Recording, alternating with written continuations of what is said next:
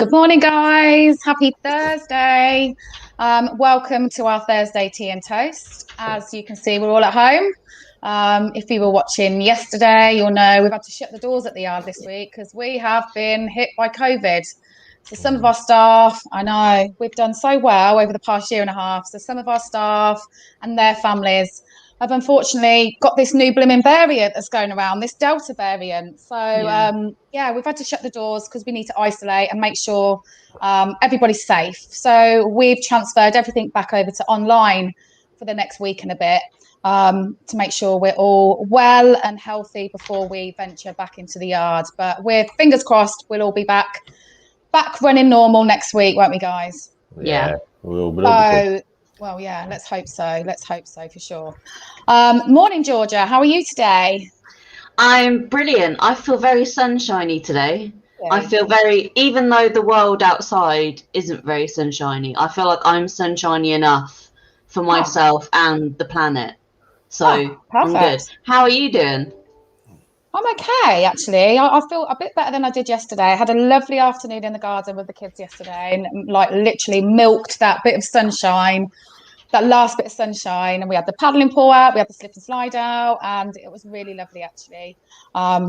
Today, I'm not sure how the day is going to go because obviously the weather's rubbish. The kids are starting to get a little bit bonkers being stuck in this house. I mean, Mabel declared last night before bed she's leaving, she's going. She doesn't care. I'm breaking out of this house. I don't care. I said, you can't, darling. The police will get you. But yeah, she's had enough already. Bag and see what she does. Buy a big bag. Here, pack your stuff. Yeah. Go on then, off you go. I don't know where you think you're going to. So yeah, I'll put in an emergency order of some Lego to come for. Trying to think of things to keep them busy and occupied at home. It's just so hard when they're used to being out and about and seeing their friends and doing their hobbies. And yeah, with this change of weather, I think the next couple of days might be a little bit more tricky. But hey ho, we can do it. We'll get through it. And it's only, I think we've got a week to go, so it's not too bad. Yeah. Luke, how are you this morning? I'm all right, not too bad. Just drinking my bowl of coffee. Just before, I'm just going to tell you guys before we come online, Luke was just telling us about his manky foot. If you guys, any of you guys are watching, no, Luke, he is the most. Bring that up now while we're live, man. I wasn't expecting that. We've got to keep it real, Luke. You heard about Luke's foot? Manky foot. We've got to keep it real, Luke. Come on, people know us now. We keep it real. Luke's got a manky foot. George is sunshiny. I'm bordering between depressing and like ecstatic. I don't know whether I'm coming or going. So we've all got our own issues going on. I think it just proves that we're human. We're normal people. But yeah, if any of you guys watching know Luke, you will know he is the most accident prone. I've never known anyone to have that many ailments in my life. So if it's going to happen to anyone, it's going to happen to Luke. So Luke's okay, but he's just nursing a manky foot. When you say manky, it's not like a manky foot. It's like an insect bite thing. So for anyone watching, I've not got some weird. No, sorry, no. He's been bitten by something on his foot, and it's infected, and it's causing you a bit of pain, isn't it? Yeah. So yeah, but we don't know what it was. Other than that, I'm great. Other than that, you're all sunshiny, happy days. Yeah, good. Cheers. Enjoy your coffee. I'll tell you what then. Let's quickly do it. We haven't done it for ages. Let's do our internal weather just to mix it up a bit. So Luke, I know it's your favourite, so let's start with you. You can't even think of anything. Internal weather. Oh, God, what would it be? Foggy. Foggy. Is that one, Yeah. That's all right. Bit Georgia. tired, isn't it? Yeah. Picture this. Oh, here we go. No, I am today. I think I'm a rainbow. And I think I'm one of those double rainbows, like the really rare ones. So you're not only just getting one like bright, colourful, like vibrant rainbow, but you're also getting another one for free. It's like buy one, get one free. So that's how I feel. That's very. You love this internal weather stuff, George. Don't you? I love it. You I love can't it. get enough of it. People even mention the weather, and I go, do you know what? I'm going to tell you about my internal weather, and I just come up with something off the cuff. So yeah, people won't talk to me about the weather anymore. They'll say, oh no, you can't say that around her. She'll go off on one. We should get like a backboard with a stick. That'd be internal weather lady. Yeah, she just points. Yeah, defo. Cool. So my internal weather today, I'm okay. There's a few clouds in the sky. It's a little bit grey, but maybe a little bit sunshine poking behind one of the clouds. Yeah, but overall I'm okay. Not doing too bad. Ask me again on Monday after I've done the next 4 days at home, and I may be like an absolute storm or something. But is it talking to us? Are we the little bit of sunshine? No, are we the storm? No, are we the sunshine that's peeking out of the clouds? It's like a little bit of normality, like speaking to other people apart from my husband and 2 kids, you know. When you're on isolation, you don't like, I don't ever spend this much time with my husband ever. You know, maybe when we're on holiday, but this isn't a holiday. This is stuck at home, you know. So yeah, it's interesting. I mean, we might need some divorce lawyers by next Wednesday, to be honest. But you know, we'll cross that bridge when we come to it. Even the kids, you know, I don't spend 24/7 with them. I spend a lot of time with them, but I'm even having to sleep with the kids. I'm having to sleep with one of them each night because we've moved Sam into Henry's bedroom because he's the one with the COVID. So the kids are taking it in turns each night to sleep with me. So last night I had Henry in with me. He fell out of bed. He went to the toilet and forgot that he was sleeping in our bedroom and went into his own bedroom. We've got a king size bed. I was like that on the edge. He's got his leg on me, his arms on me. Oh, honestly, I can't get away from them all. I need a break. After this isolation's over, I need to go and book myself into like a hotel for the weekend or something, just to have a little bit of me time. Oh, Georgia, you're frozen again. I know, and I don't know whether to go out and try and come back in again or just to leave it. Just go with it. Just pretend I'm smiling. It's a shame it didn't stop on you on like one of your like rainbow smiles. Oh no, because I look like a cloud. It's more of a serious, to be honest, isn't it, Luke? Picture, you got your finger up your nose, you're slobbering everywhere. It's a lovely picture. I could do whatever I want now. So I could have you could be pulling funny faces at us or anything, but you know what happened if you do that, then all of a sudden your camera will start working again, and then it will freeze on the face. Yeah, exactly. Okie dokie then. Right, guys, what are we talking about today? So Georgia, go on then, kick us off because you've got a couple of bits you wanted to talk about. Yeah, so I thought something that was really interesting to talk about is with the whole like Brexit situation. There is news today that the number of EU citizens that are seeking work in the UK has fallen 36% since Brexit. Wow. Which is absolutely insane. And it says that low-paid jobs in hospitality, the care sector, and warehouses recorded the biggest declines at 41%. So we were talking yesterday about the care sector, and we were saying about how they've been really struggling to recruit people, and we were kind of linking it to the vaccine, weren't we? But it also seems that Brexit has played a massive part in that as well. Wow. I saw on the news this morning, actually, that it was saying that a lot of the lorry drivers who deliver like the food and that to the shops, a lot of them sort of came from the, different countries. And since Brexit, they've not come back. And now we have a shortage of sort of delivery, the lorry drivers. And that now is going to have an impact on our food prices because apparently there's lorries and lorries of food that's just going to waste because they haven't got anyone to drive them. So it's mental, isn't it? I think it's amazing that so I was completely sort of anti-Brexit, and I know a lot of people who were on the opposite side to me, and they were very like pro-Brexit. And I feel like something that wasn't perhaps taken into consideration as much as it should have been is the human aspect of Brexit, because it wasn't just the facts and the figures of like, oh, we'll save money here and we'll save money there. It was more like you want people to feel welcome in a country that is so multicultural and multinational. Like we wouldn't have we wouldn't have 90% of things that we have without people who have emigrated over from different countries. Definitely. Luke, what do you think about that? Was you pro Brexit or anti? I wanted to stay as we were. I didn't really know too much about it, but what I did know about it is that I thought we'd be better off if we stayed as we were. Yeah, I thought the same. I know, talking about the lorry drivers and not having, I know a lot of lorry drivers. A lot of my friends are lorry drivers, and in the lorry driving business, or whatever you want to call it, if you like, a lot of lorry drivers are people that have come from different places from Europe. Yeah. So I've got quite a lot of Polish friends that are lorry drivers, and a lot of them have actually gone since Brexit, have gone back and moved back to Poland. Yeah. Really? I don't know the reasons why, but it is something to do with the Brexit and what's happening and everything. So, I mean, I could probably tell you 5 or 6 people that I know that have moved back, and that's just me myself. So imagine how many people. Yeah, imagine how many people have actually decided, you know what, we've had enough here, and move back and yeah. But what if we were to sort of? I mean, I have no idea, but like, if we were to, what would be the main reasons do you think they'd want to move back because of Brexit?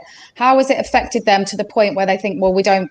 They obviously moved to the UK for a reason. I know, Georgian, you might know the answer to this. Why do you think that Brexit has affected them so much that they then think, well, we're moving back to our sort of native? I know that there was uncertainty of a few people, weren't there, about whether or not they'd be allowed to stay here as well. I've got a few people that I know that thought, well, you know, down the line, are we going to have to do something to stay here, or are we going to have to go back home anyway? So I think a few of them have just kind of cut their losses before they got to that point. Yeah. I definitely think that part of it is due to the xenophobia and the kind of just the bad attitude that I think that a lot of people here have to people who have like emigrated from other countries. And I do think that there is a certain aspect of like, well, people don't feel welcome here, so why would they stay here? And obviously, if you're thinking about, if you've moved to a different country, think about how scary that would be in terms of, especially if it's not your first language, you might not look like most of the people there, you might not dress the same way as the people there, so on and so forth. And then if you do go there, and you stay there for years and you work towards making the country a better place and you know, pay your dues and all of that. And then if those people turn around to you and say, well, we don't like you because you're from wherever, then why would you then be like, oh yeah, I really want to stay here. Like I want to jump through hoops in order to stay in a place where I don't feel welcome. Yeah. Yeah, no, definitely. It must be really tough because then I guess some of these people that we're speaking about, they must have built a life for themselves here because, you know, and it must have been a really tough decision to then sort of up your roots and go back. Do you know what I mean?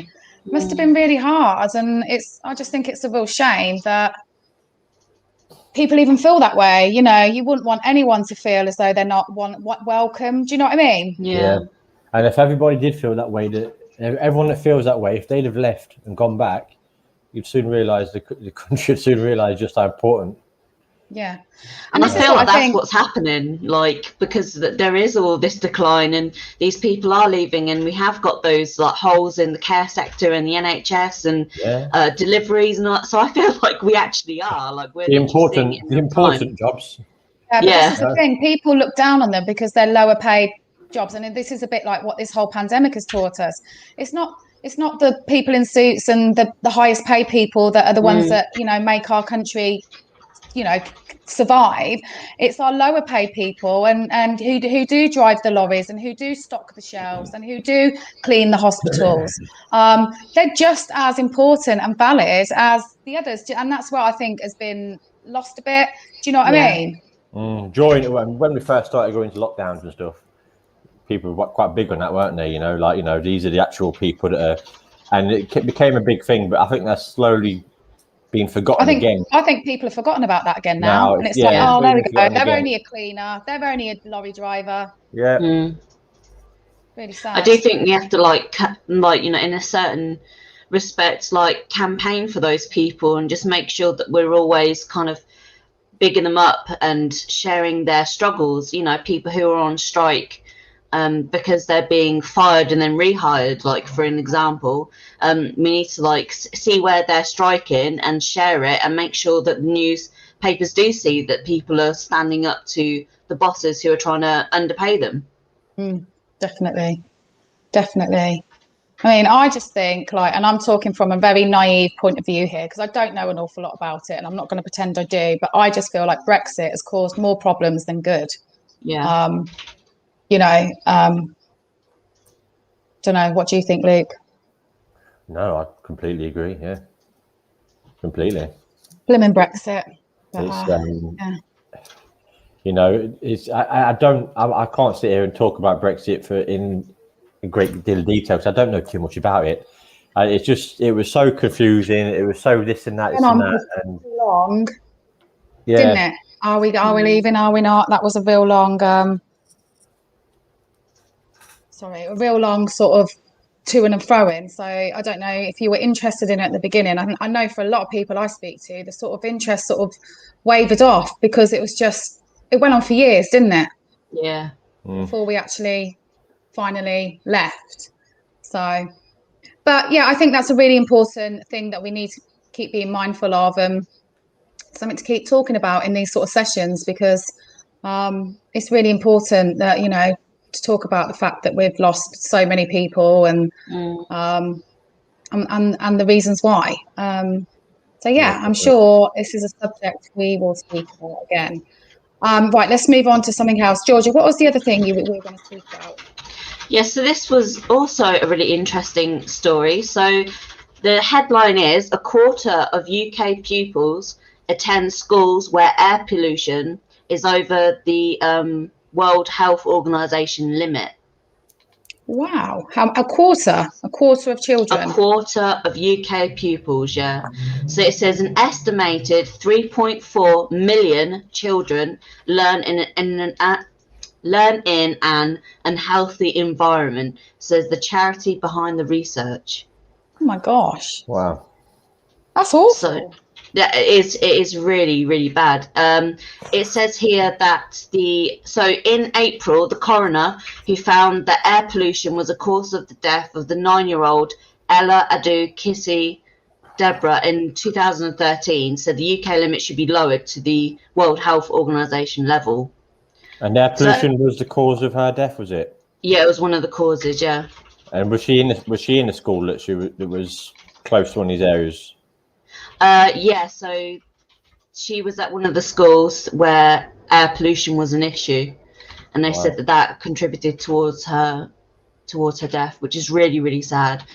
And that's not something you tend to look for when you're looking for schools, is it? Really, don't come into your mind, like no. You know. Never come into my mind. So having looked at various schools for my kids, I would never think about what's the sort of air pollution. But how are they allowed to get away with that? How?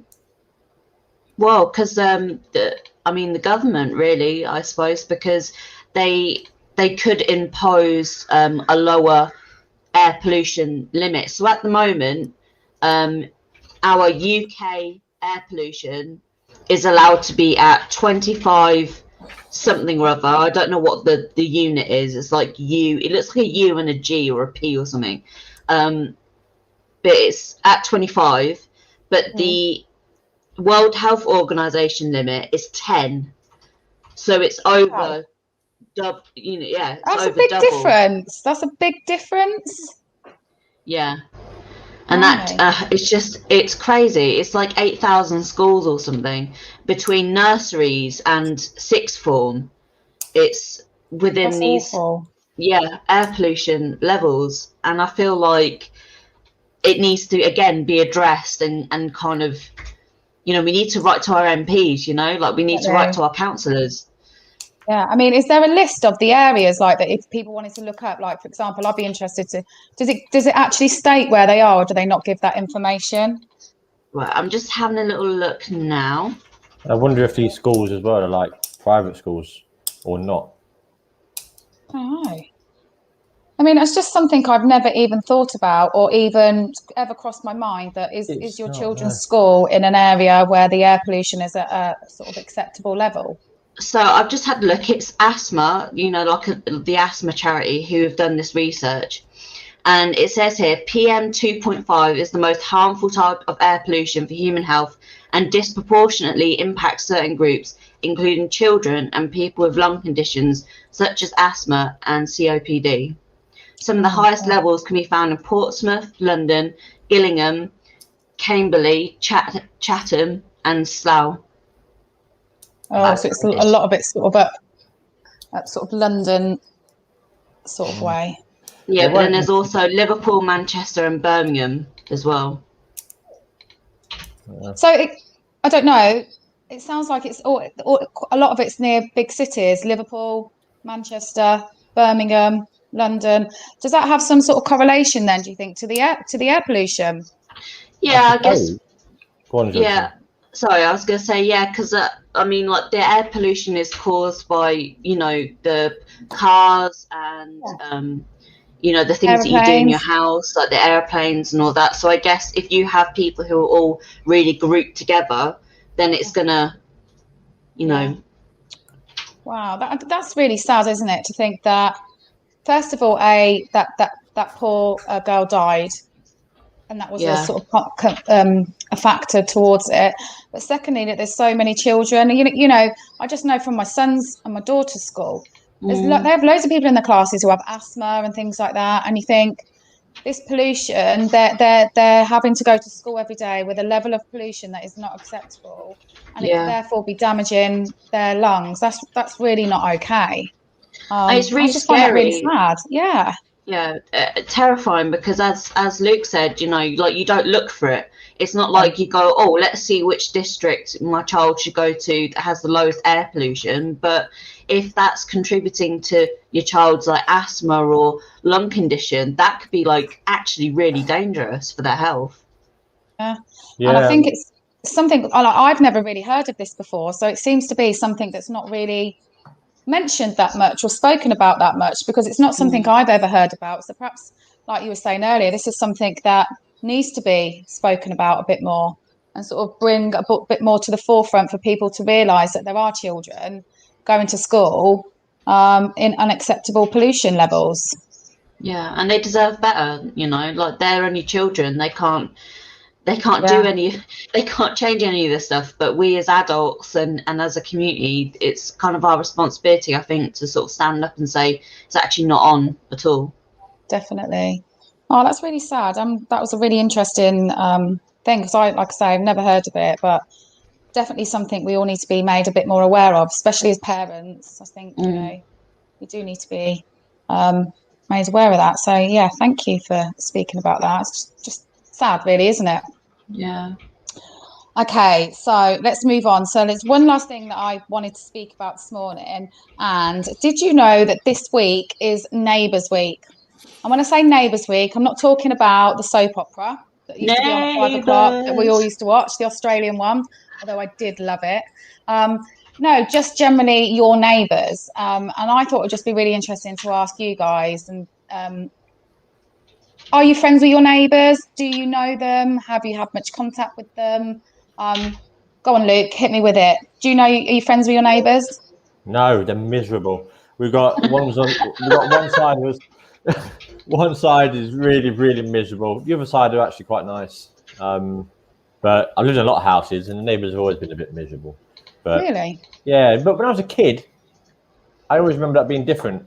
Neighbours were kind of like you're in and out of everyone's houses and everything. But not where I live now. It's not. Oh, that's a shame. What about you, Georgia? I'm not. I wouldn't say like friends, but I think we do know them, and we do like say hello to them when we pass them, and they've got we kind of see them when we're walking the dog, or if we're coming back from the shops, we say hello and might have like a little brief sort of conversation. But when I lived in Northampton, I didn't know any of my neighbours at all. Like I didn't even know their names or anything like that. So I actually think that now that I've moved somewhere smaller, like you kind of get to know people a little bit more, because there's only like there's so many less of you. Yeah, so few less. So few less of you that I feel like you do get to know them a bit better. But in Northampton, because there's so many people, like you don't even really chat. See, I'm really, really lucky. I literally have the best neighbours, and I've got obviously two sets of neighbours either side, and both of them we get on with, but one side in particular, and I think it helps because our children are the same ages, and living next door to each other. And literally what you just said, Luke, I mean, obviously not when COVID was going on, but the kids are in and out of each other's houses constantly. You know, you come downstairs and I've got 4 kids in my living room, and it's like the same over there.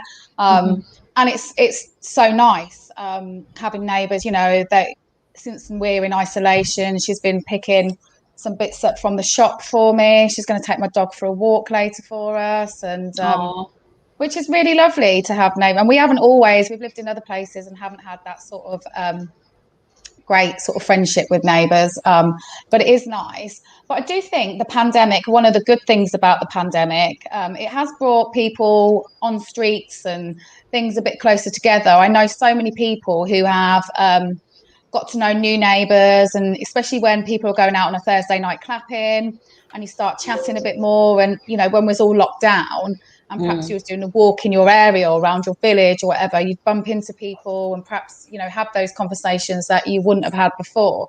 And I think I think it's lovely being friends with your neighbours if you can, you know, like Luke, if yours are miserable, then yeah, it's not going to work, is it? But only one of them. Yeah. But I don't know. I really like that, and I'd be really sad if we moved to like lose my neighbours, or if they moved. We always like joke like, you're not allowed to move. We've got to live next to each other. That's nice to be in a place like that. Yeah, it's lovely. It's so lovely.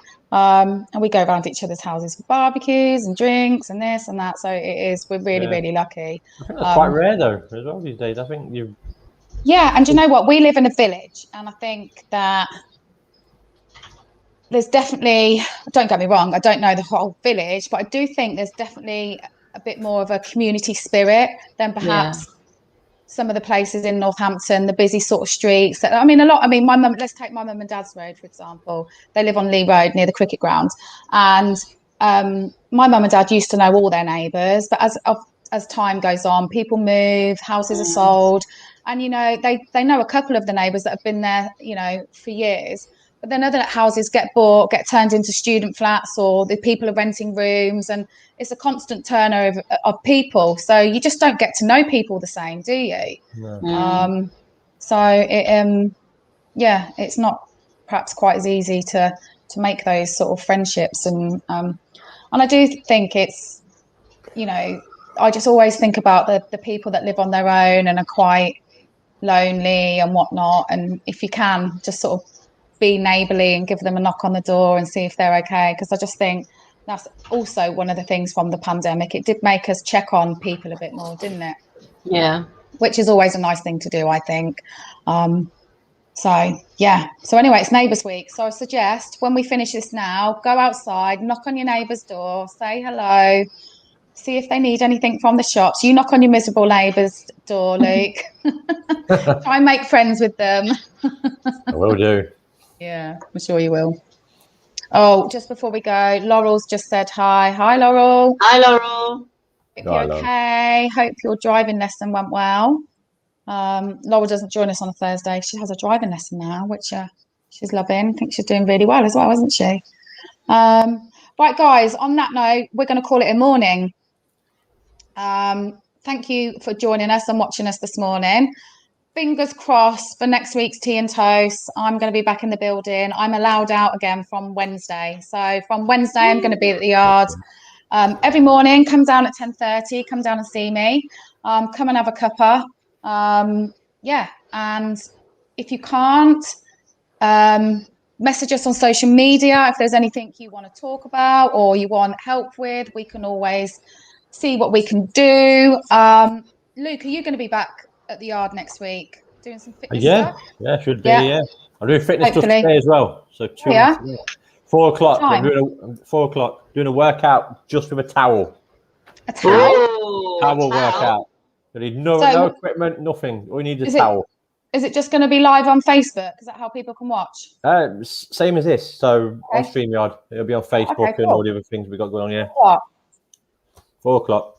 Awesome. And then have we got Sophia, a bit of crafting this afternoon at 3 o'clock, I think. Yeah. It's all going on today. Busy day. If you're We've thinking got, this I'll afternoon. be on at 6 o'clock with Nigel as well. We'll be having a chat. Oh, Yeah. Lads. busy day then. It is. Awesome. Well, yeah, you know what to do if you're bored this afternoon, you've got nothing to do, hop online and come and join Luke for some fitness, Sophia for some crafting, and yeah, same again tomorrow. There'll be crafting tomorrow afternoon as well, won't there? Yeah.